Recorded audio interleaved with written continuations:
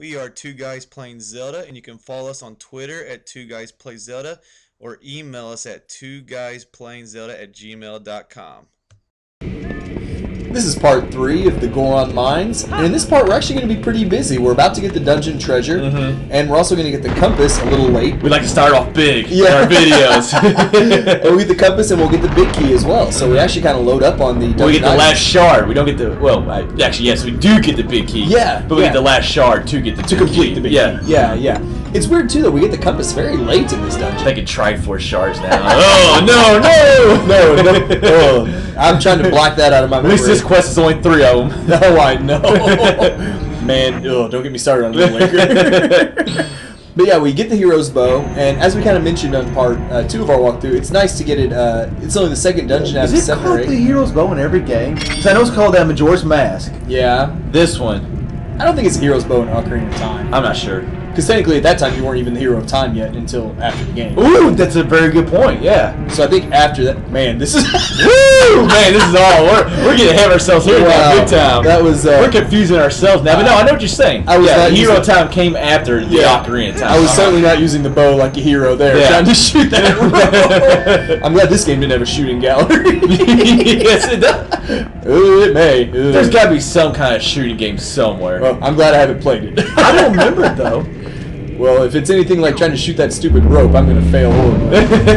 That rope's a tough target, though. It is. I like how that guy just like pounding your butt real hard. Oh, I know. That sounded horrible. Dang it. Poor Link takes it like a champ, though. That was probably the worst statement I've made in commentary. We're off to a great start here on part 3. You know what I meant by it. He got me. Yeah, he gets me good. He gets me good from behind. But yeah, this room. We're straight, just to clarify. Yes. Because it said that the start we're having might make them wonder. It did not sound good. But it's nice that we have the bow. We can finally kill these BMOs. It's weird though, because I can't think of any other games where the bow is really what you use to kill the BMOs, if I'm not mistaken. Yeah, you use it. No, you usually use bombs. Yeah. So I thought it was a nice to be able to have an eye to be able to shoot out, and like they basically just collapse. Well, Skyward Sword, you use your sword, but you can actually use your shield to hit their beam back up. Yeah. Too, so you don't use the arrows there. Yeah. You might be right. So it's just kind of a nice. There's like 4 or 5 games you're doing it now. Yeah, I know. That's usually the way these things go. But also, this will allow us to get to an area earlier that we couldn't get to when we eventually get back there. But Yeah. let's get a little ahead of ourselves. Here we finally get the compass. Yeah. Which It took us quite a while. it did. Like, It I mean, did. I think the standard for most Zelda games is like, dungeon map, compass, Treasure. and then treasure. and that big key. Yeah. I mean, sometimes you mix up like map and compass, maybe. Yeah, But it's weird that you get the dungeon treasure. Well, that's usually just us going the wrong way, though. Or sometimes we get to the boss fight and forget one or both of them. Yes. That's not happened though. That hasn't happened for a while. No. That hasn't happened for a while. I don't think I've ever forgot both of them. No, not both. I've Not forgotten both. one before. Oh yeah, Fire Temple for me in Ocarina of Time. Oh yeah. It does happen. But yeah, now we actually we go and get our big key or the last shard of the last key shard. right here. So I'm here in the first 4 minutes of part 3. We've already gotten the treasure, the compass, and the big key now. So the rest of the dungeon's just gonna be making our way to the boss fight, which is another 10 or 12 Yeah, that's what I was about to minutes say. Yeah, I mean it's a while until we get there because I don't think we get into the fourth part. We don't just enter the boss. No, I think it's halfway through the 4th part too. And I'm not a big fan of that. Like, I always feel like when I get the boss key, like the boss should be like, I don't know, maybe a minute or 2 later. Consider we don't get lost and wander around for a while. Of course, no, I agree with you 100% on. Now that's a good rupee treasure chest. Yeah, about time. I'll take 50. We'd open 5 of them to get to that point. I don't know why I picked up that pot and set it right That now. rebel. Like, yeah, you at least could have broke it. I know. I thought about stealing it, but then the elder gave me a weird look. That's my excuse anyway. But yeah, it does kind of suck to get the big key. You're like, okay, we're getting somewhere. Then you're like 20 minutes later, you're like, where is this boss? Yeah. Not literally 20 minutes. Yeah. But, well, if you don't. It's know a where while. going. It is a while. But it is. This last half of the dungeon though does have some pretty cool moments. On part 1 we hit on like hanging upside down to kill some enemies, things like that. Yeah, that's going up here soon, isn't it? Very shortly. Yeah. Is it in this room? At the very end, we Yes, I believe it is. Yeah, 'cause you got that crystal. You see that crystal right there upside down. Yeah, and that's probably one of my more favorite parts in this dungeon. Yeah, I agree. Just, again, doing things while you're hanging from the ceiling like that, just nice. And I love those concepts that Zelda brings. Obviously, they bring them every game, but just a new concept that you've never seen. Yep. And then, like, that's never been repeated, which obviously there's only one game after this, but this is the only time that we've ever seen this done. Yeah. Man, I can't wait to see what they do with the next Zelda game, man. They got so many concepts they could work with. Very gets released. Yeah. Because the Wii U's a failure. Oh. What are those things right there? Are those bats? I don't know what you call those. No, they're on the ground. I think they're very similar. We saw kind of similar things in Ocarina of Time's Fire Temple. Just little guys that have the fire coming off their back. Oh, the belly, yeah. Okay, yeah, and then you like use your hammer and the fire goes out. Obviously, we don't have the hammer in this game. And I love this trick right here, how you can shoot arrows into their mouths and makes them blow up. Oh, it kills them in one shot, Yeah, I think, instead of the hit them in the tail 4 or 5 times. Well, you don't put off on the second one. No. This is where you like narrowly escape death somehow. Well, he wouldn't open his mouth. Yeah, like right here. Like your 1 foot is off the edge of that thing right there. I'm so glad, because I think they take you all the way back to the beginning. And you're leaning to the right, so I don't know how you stayed on. Yep. Once again, video games. Zelda physics. Wow. Zelda There's physics. some keys, I think. No, I think those are, again, well, they might be fire keys, They're actually. keys. They might be, I yeah. don't know, I'm gonna say that. I'm gonna say they're keys. Well, whatever they are, they definitely drop plenty of arrows, so don't worry about expending too many arrows shooting these guys, because they drop them. Yeah, I just got done, seeing that right there, I just got done playing City in the Sky, where you gotta shoot these flying birds constantly, and just seeing you being able to shoot a stationary target like that just makes me upset. Oh, they make my life easy when they just stand still like that. Yeah. But it looks worse when we miss them. Like those strings on the bridges. Oh, yeah, that was I would have missed those too, I'm not gonna lie. And yeah, this is what we're gonna do here. It's pretty cool. We get onto the ceiling and then we have to shoot this crystal switch to open the door. It's not a big thing, but it's just nice to. I will say the little things in Zelda. It's the little things that matter. It is. It is. You do have to watch out for the Dodongos here at the end. Or one Dodongo. You can shoot their tails with the bow, as you see here, which is a heck of a lot easier than trying to run down there and hit it in the tail with your sword when you're wearing the ice. Probably, well, obviously you can't see target from that far, but I was going to say probably easier to manually target them. Yes. Otherwise you just be targeting his head.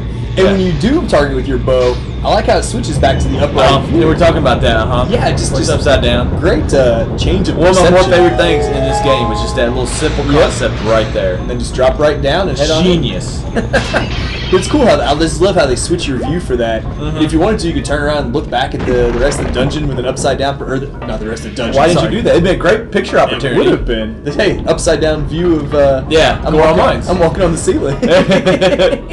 They've been a perfect time for a selfie and well, obviously this isn't Wind Waker, but if we had the capabilities of Wind Waker to take a selfie, that would have been a perfect opportunity. I know we got a pretty good selfie in Ocarina of Time of you flying away from an armored iron. Let's get back to Goron Mines, okay? Once We again, don't need to talk about the Dark Netskin me. But that was a good one though. Once again, we're back here in the beginning main room, just the very top level now. Finally, it seems like it's taken us quite a while to get here. Really have we been I guess I haven't been paying attention. Have we been going up the whole time? Slowly but surely. Okay, see, I haven't been paying attention at all. It hasn't been like huge increments, but it's been like when we ride those. Yeah, little ramps, I guess you could say, and stuff like that. Yeah. And now we're back into a room we've actually already been in before. I knew we did a little bit of backtracking in this dungeon. Very little though. Yeah. Thankfully, I hate backtracking. We both hate. Lake bed's next, and that one is a lot of backtracking. Always the water temple instead of the backtracking. Yeah. But at least, this time through we'll be able to kind of advance into a new area that we hadn't been able to. Here's where you asked in part one. The Vimos, we're on. And they are. Yeah, they are. They will get you. Another thing, if you missed the piece of art here the first time through, this is another chance for you to pick it up on the right-hand side. Oh, yes, that's a good point. But obviously, if you missed it the first time, you probably didn't know it was there. You're probably still know it's there. Well, you should see it on your maps. I think you get the map before this room, right? Correct. And now you have the compass. You would be able to see the heart. There's It's the treasure so chest. much funnier watching other people rolling and stuff. Oh, dude. Because it's usually me doing it. I know. I made fun of you before the first few times until I played the next Well, when dungeon. I played through the Force Temple, I did it like 7 times in a row to start off the dungeon. But and that really wasn't an issue until Twilight Princess, I feel like. Or at least not for me. I did it in every single game. Man, you got some good range right here, though. I'm not gonna lie. Well, again, it helps when they're stationary. Yeah, well, I guess that's a good point. In the big dot, you got. Well, I wouldn't call it a big dot, but What throws me off sometimes in a later room you're going to see in part 4 is when I can't figure out where they're shooting me from. Yeah. I don't have quite as much luck. Yeah, I have that issue in Zelda games too sometimes. And plus, when they hit you with their fire arrows, it takes you out of your aiming. Oh, I hate that. Yeah, it's annoying. I get why. Yeah. Because, I mean, obviously I'm getting hit with an arrow. I'm But you're not going to sit there like and hold your aim the whole time. I can resist the pain while I line up my Doesn't shot. mean it's not frustrating though. It's still frustrating, yes. We need the fire tunic. We can just sit there and fire the fire tunic on. I know, yeah. Actually, we don't really get a fire tunic. No, we don't. in this We don't. one, We do get the Zora. water stuff. Zora. The Zora Zora tunic or Zora scales tunic, or and whatever then it's we called. get the magic armor. Yes. You can buy it later on. It's like 600 rupees, 598 rupees. And I think what that is like you just don't take damage.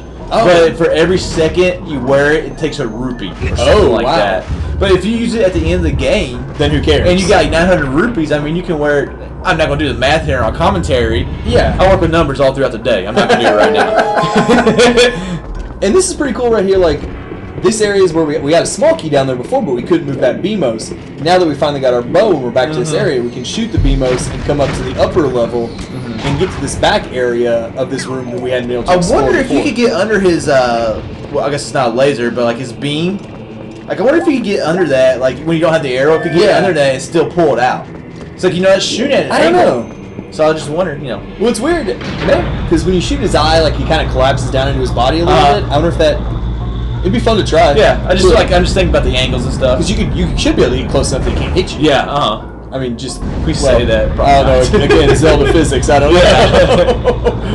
Oh, at least I finally learned how to shoot these ropes a little bit. Yeah, and this one's one of the upside down parts again, which this one. I think this one right here. I think I said I like the other one. Is one of my favorite parts. This right here, I think, shooting this bridge upside down is just a really awesome part of this game. And obviously, like the game makes it obvious what you need to do when the camera's zoomed in on it there. But I didn't like that so much. I mean, that made it a little bit too obvious. It's like you need to ride the stupid thing. Yeah, obviously by this time you should. And then I feel like once you saw that big rope. Yeah, exactly. I agree with you. Heck, I probably could have chopped that with my that sword, is honestly. one big rope right there too. Yeah, it is. I didn't think about that. Could you chop that with your sword? It looks like you're close enough. You would think since you need to use the dungeon item that they would not let you get would close think. enough to use your sword right there. Just in my opinion or whatever. Who knows though? Who knows? But now that we've cut it and we've lowered the bridge, we can get on to the next area. That wraps up part 3 of Goron Mines.